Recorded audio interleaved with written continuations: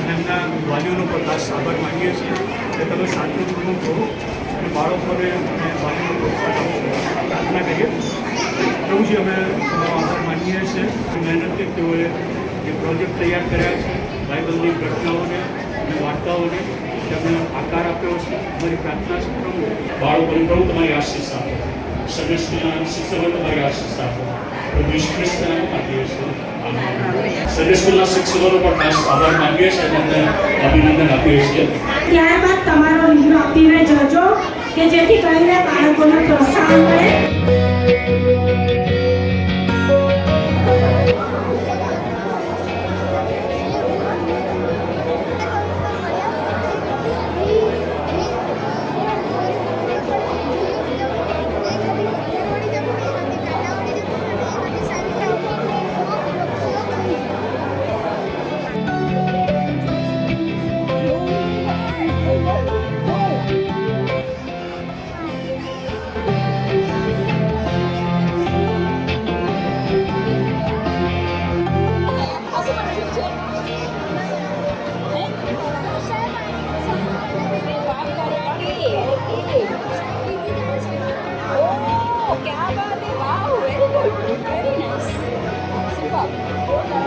તમને લોકોને સરસ આપી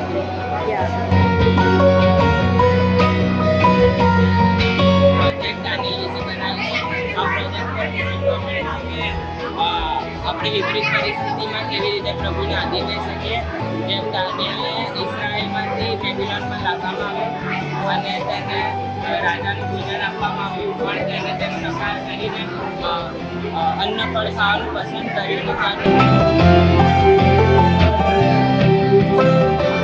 હું સિનિયર વિભાગનો છું. આ જે મેં બનાવ્યું છે દાઉદ રાજા વિશેની છે અને જીવનના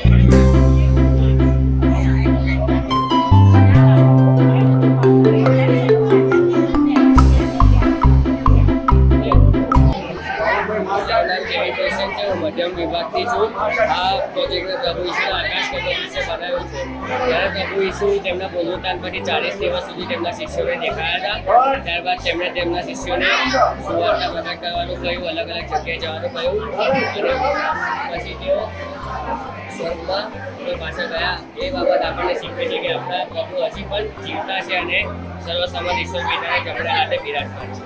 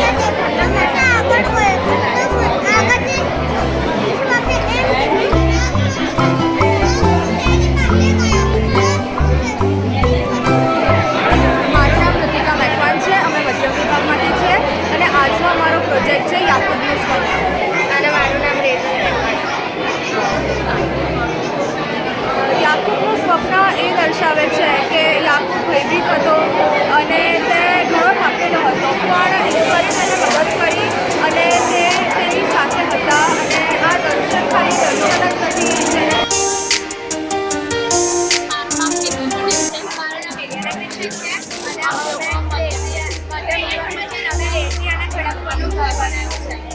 જ્યારે તોફાન આવે ત્યારે ખડકપણું પર એકદમ મજબૂત છે, કેમ કે એનો પાયો દેવ એટલે આપણા ઈસુ ખ્રિસ્ત છે અને એના ઘરના સદસ્ય આપણા ઈસુ તેઓ અહીં પ્રોજેક્ટ કરે છે. અને આ જે રેડીપણું પર છે એ ક્યારેક એક સફળ આપે છે, ત્યારે એ બીજી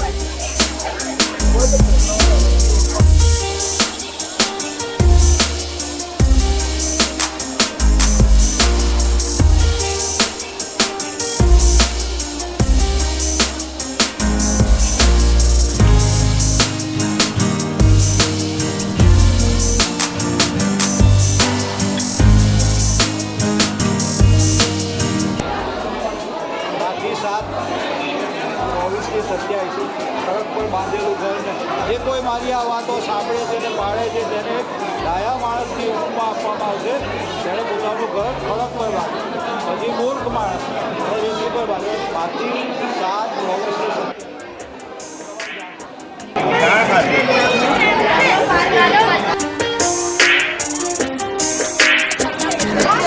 મારું નામ કેસી છે. અમે મધ્ય વિભાગમાંથી છીએ અને આજે અમે જે વાત કહેવાના છીએ તે પ્રતિક્રમણ છઠ્ઠા અધ્યાયમાં સમયની પહેલી 4 મુદ્દાઓની વાત અમે કહેવાના છીએ.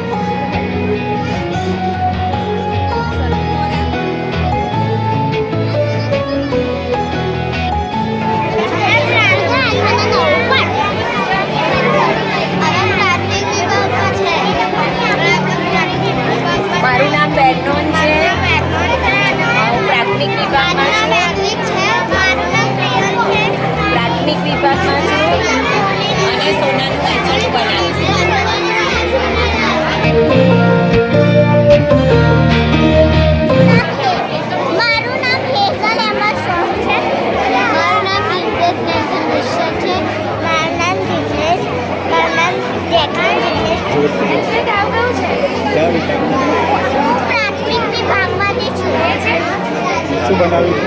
આ એક વાળી છે.